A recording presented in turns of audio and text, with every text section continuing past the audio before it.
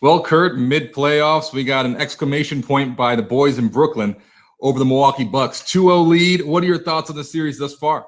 That may be the most surprising thing to me. I thought this was going to be this knockdown, drag-out type series, and Brooklyn just looks dominant on a couple points. Like, right, Kevin Durant's all the way back, isn't he, man? Like, absolutely. With 61 points in 2 games on 55% shooting, 50% from 3, giving them rim protection. He just looks dominant on both ends. And then the other part of it is their defense is shockingly good. Like, they don't have a bunch of elite individual defenders. They don't have a Ben Simmons or a Marcus Smart or somebody you can just lock down on. Kawhi Leonard, you can lock down on a guy.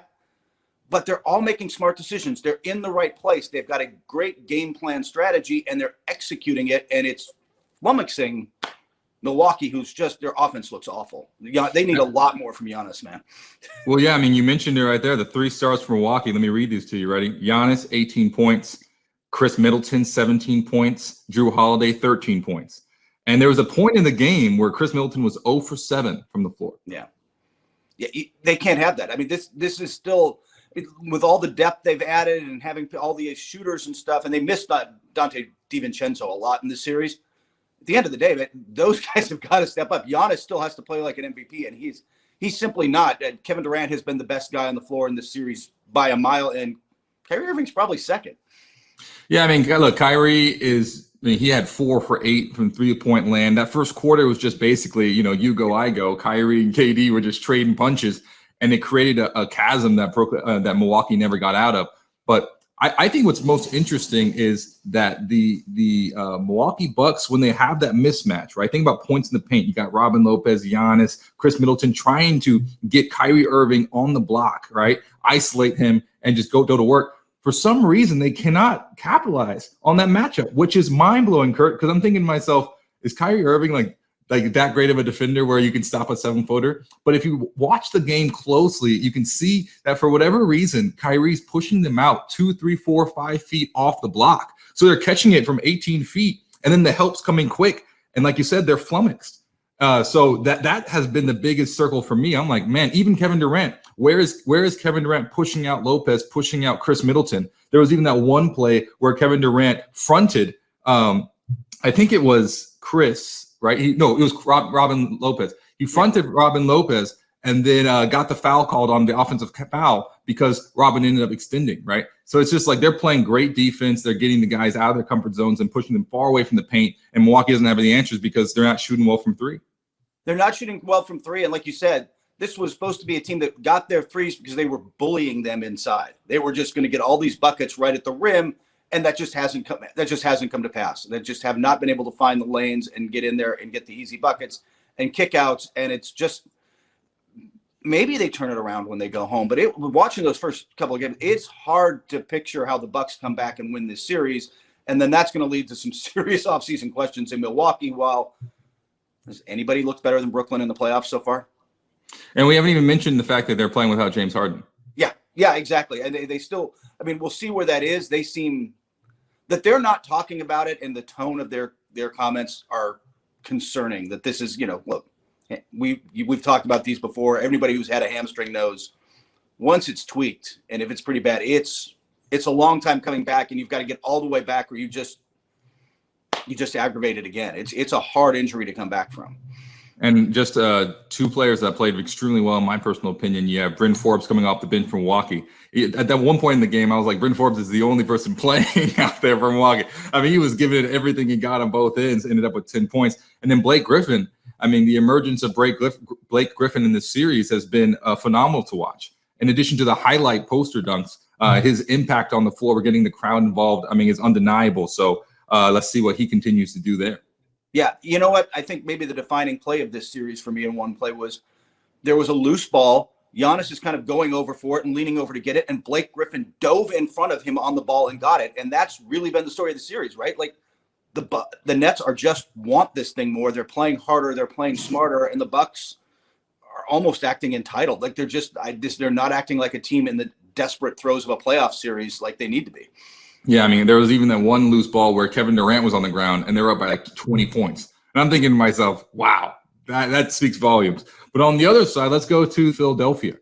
They struggled at first. Atlanta got the first punch, put him a little back, but then Philadelphia evened it up, one apiece. What did you think about that game?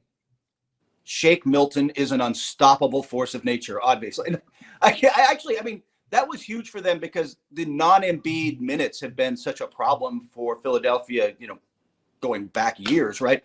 That they were actually +2 with him off the floor in that game was huge. Of course, they were +14 with him on. Embiid has been everything you want, right? Like he is Dominant.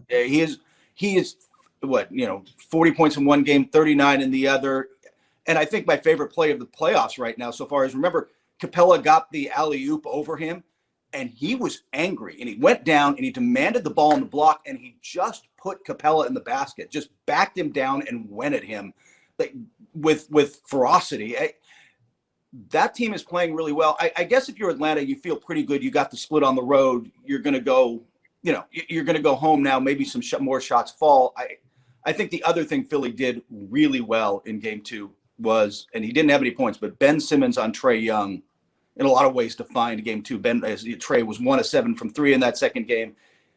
How good they need Trae Young in Atlanta to be elite for everything else to click. And they got, between Thibault and Simmons, they got some long athletic defenders to throw at him. It's going to be interesting to see how that plays out in Atlanta. Yeah, that absolutely was something I was going to say. Shout out to your guy, Matisse. He played pretty well as well. Yeah. But yeah, I think from my perspective, Embiid is dominant. There's just no question. There's just nothing that the bigs from Atlanta can do to stop him, as you mentioned in that Clint Capella play. Just nothing you can do to stop him. He's having his way. And then you look at the beginning, that first quarter, my guy, Tobias Harris, you know how much I love Tobias's game. I mean, he was a huge part of that huge lead. I think it was a 15, 16-point lead there in the first quarter where Atlanta just was looking like out and on the outs there. But you have the ability of guys like Tobias to push them forward, not to mention Seth Curry's three-point shooting. I mean, Seth had 21 points, 5 for 6 from 3. So that's kind of the interesting thing about this Philadelphia offense, where it's not just give the ball to Joel and let him be unstoppable. You have Joel who's unstoppable inside, and then when you try to collapse, he's going to kick it out to Seth Curry, or you just give the ball to Tobias and let him go one-on-one and create his own shot. And then this whole time you have Ben Simmons roaming the floor like a vulture, just roaming it, getting loose balls, offensive rebounds, distributing and facilitating. It's a really hard matchup.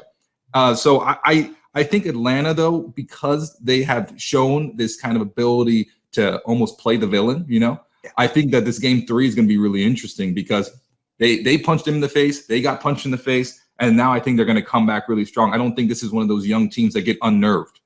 No, and I think you saw that. I mean, they got way down, in 18 points early in game 2 and battled back to make it a game for a stretch that, until that end of the third quarter. Shake Milton kind of pulled them away again. But like that they got that close again, I think speaks to the resiliency of the Hawks. I don't think they're going anywhere, and I think they believe that they can be in this series and win it. I don't know if they can, but I think this is going to be a long, tough series. It's not going to be the walk we thought for the 76ers. Now, another game that I thought was very interesting was the Clippers-Utah game. Yeah. And it was headlined by Donovan Mitchell's 45-point performance. What were your thoughts coming away from that game? To be honest with you, I think we're going to learn a lot more about that series in game 2 because, you had the Clippers intense 7-game series, fly overnight, play at altitude 2 days later. That was a tough one to come back from. And for me, from the Clippers perspective, hey, I think Ty Lue was experimenting. 11 guys. I mean, he played DeMarcus Cousins. Like, he went 11 guys deep. They didn't really go at some of the mismatches and some of the advantages they have as hard. I think that Ty Lue was experimenting a lot. Like the first round of a heavyweight boxing match, right? Like, feeling him out a little bit. For the Jazz, though, man, you got a win without Mike Conley. That's big. I don't know if and when Conley will be back this series. They're ultimately going to need him, I think, to win it. But they got to win without him. They got a huge night from, like you said, from Donovan Mitchell. And they weathered a stretch where they missed like a ton of shots in a row, like 20 shots in a row or whatever. But they weathered that and still came back to win. That speaks well. And this is still a team with a lot of depth and a lot of versatility and a lot of options that Quinn Snyder can tap into. Yeah, when you look at those 3-and-D type of teams, you're basically feasting or famine. It's feast or famine. And that first quarter, I mean, they hit 2 threes. Donovan Mitchell had some nice plays. They were up 10-2. And then it was that slump you were talking about. And then it looked like the Clippers just don't go away. We've talked about this plenty of times. When Dallas had shooters shooting well and Luka was having 40-point triple-doubles, 30-point triple-doubles, Kawhi and those guys would always just hang in there. And it was just like these guys don't tap out. It's like they'll go the distance every single time. And that's what we saw again. It was a 112-109. Mind you, with that 45-point performance from Donovan Mitchell, with Jordan Clarkson giving you 18 off the bench, you know, it was one of those classic type of. And Kawhi only had 23 points. Paul George had a little bit under that as well. So Kawhi, the whole game, didn't even look like he was playing particularly well, you know. So that those are the concerning things for me. I know that Utah didn't have Mike Conley. I know that Rudy Gobert was only 2 for 6 from the field, which once again is shocking. I thought Gobert was going to dominate interiorly, and he ends up with 10 points and only 2 field goals that were made. I think that is something to look at and say, okay, wait a second. Zubac, these guys for Clippers are actually doing pretty well down there and taking out one of the most effective pieces. But like you said before, Conley, Gobert is one of the most deadly, pick and pop, pick and roll combos in the league. So maybe that's why Gobert wasn't as effective. I'm not sure. But for me, this was an interesting note for the Clippers. Like, once again, you didn't play well and you lost by 3. And they had to score 45 points to beat you. Yeah. By the way, you're going to see a lot more Kawhi on Donovan Mitchell, but Mitchell's a whole different problem, right? Like, Doncic came off the pick and roll last series and kind of, he's a survey and he's strong enough to kind of get to his spots, but he moves at his own pace, right? Donovan's just fast, man. He comes off that pick and just explodes into the paint. And if you're half a step late getting over or with your rotation, he's just gone. It's a different problem for the Clippers, and I will see how they adjust over the course of the series. They looked half a step slow at moments on him because he is just so fast, and they weren't used to dealing with somebody with that level of athleticism having the ball in their hands the whole time. No, they were not, but we'll see. I mean, he already has, I think he's averaging 27, 28, just under 28 points a game in the playoffs it's just his performance is remarkable. So we'll see what happens in game 2. But another game 1 that was interesting, that was hard fought until about the third quarter, was Phoenix-Denver. Phoenix got the edge. They went on a 34-9 run in the second half, Kurt. What impressed you about this Phoenix squad? Chris Paul is back. First off, like, that was the big thing for me. Like, Chris Paul took over that stretch, absolutely dominated the game for a while. And that's huge. Like, that's the guy they were able to get through the first round without for a couple of games. They need him, they didn't have him in that whole Lakers series. They survived. They're going to need him this series. And he was the best player on the floor, right? Like, he was absolutely fantastic. I think you'll get more out of Jokic. I think you'll see adjustments from Denver as this goes forward.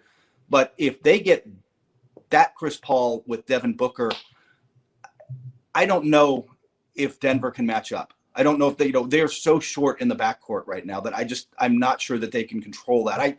Now, we said that last series against Lillard and CJ, so maybe I'm wrong, but Chris Paul looked so good in that first game, and I think everything he did, he can repeat 6 more times or 5 more times or whatever he needs. We saw in the first series against the Lakers, everyone counted the Phoenix Suns out. It's LeBron and AD.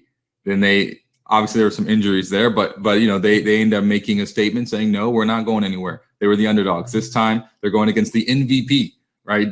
Jokic, who's playing out of his mind and still going to work every day and showing people that, hey, we're not going anywhere. I think that Phoenix has so much to play for in the sense that they are consistently counted out, so there's no pressure on them.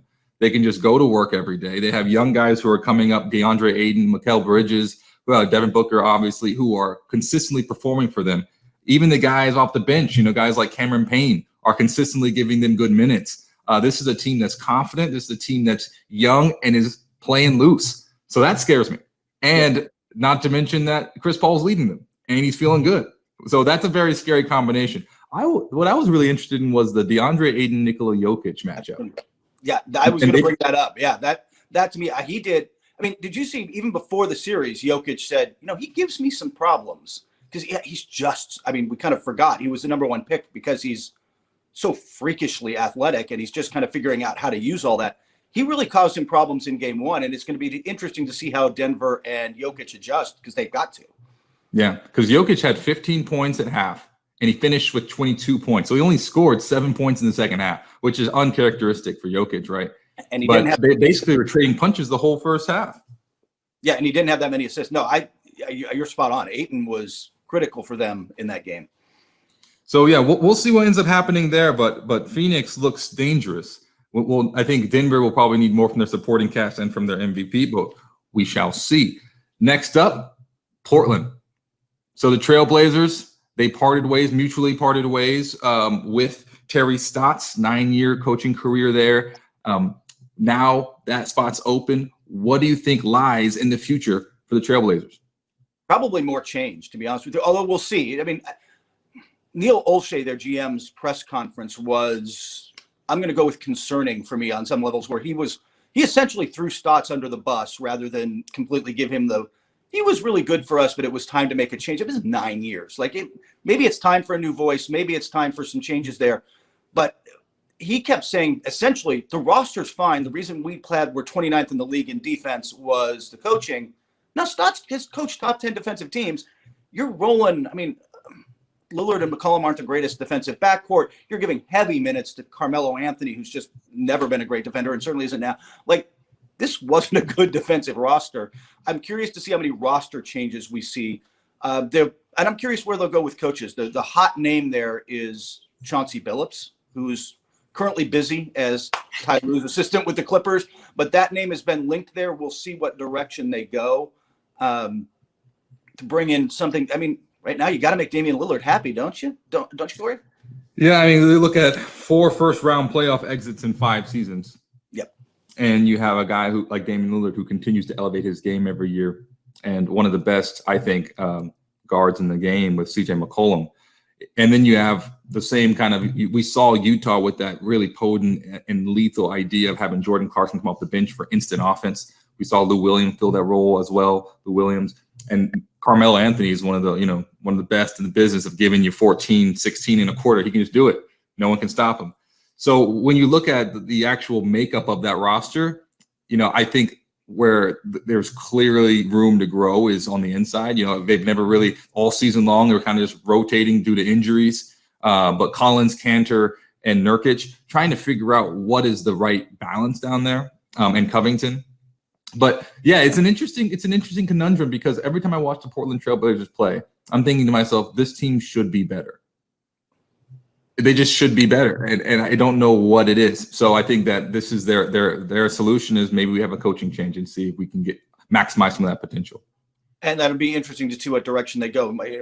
Would someone like Mike D'Antoni, who's also busy right now with the Nets and looks like we'll be busy into mid-July the way they're playing, but do you bring in somebody like that to try to kind of just boost the offense, or do you think more defensive?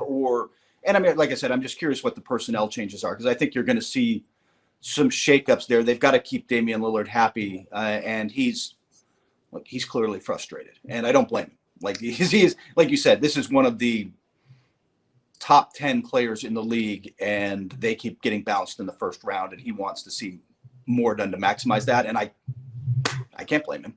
Yeah, but it's one of those scenarios too, Kurt, where you have to kind of understand, I think in these type of scenarios where you have a player that's doing heroic efforts 9 in, 9 out just to keep you in contention, generally speaking, on those type of teams, the star player will have to take a step back in order to kind of recalibrate the whole system, right? It's almost like you're too heavy on that engine, so you're blowing out that engine, right?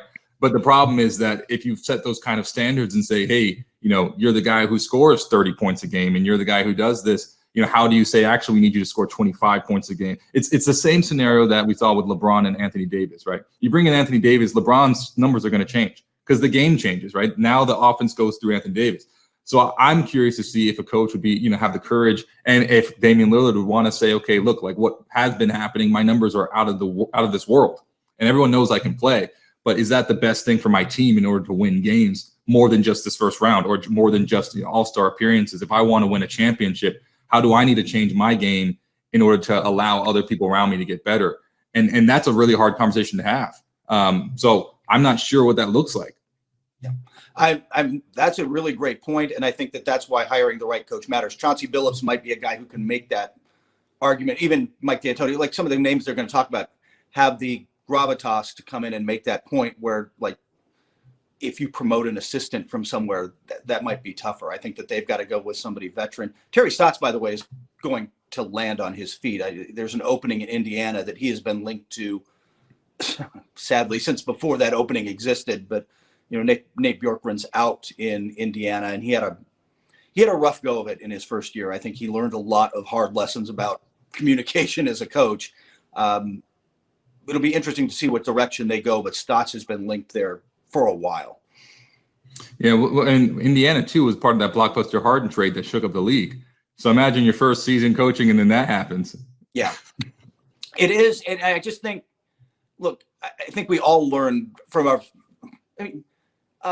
that Belichick guy wasn't very good the first time around. He turned out to be okay as a coach. Like sometimes you have to learn some lessons about what works and what doesn't in situations, and then apply them. And hopefully for Bjorkgren, he gets another chance and can do it, because the reports out of there were, I think he had some things to learn about communication with his assistants, with players, with a lot of people. And it got a little too toxic. It just didn't work in Indiana anymore, but hopefully, he's a really smart coach. He was a disciple of Nick Nurse, and maybe he'll get another shot somewhere.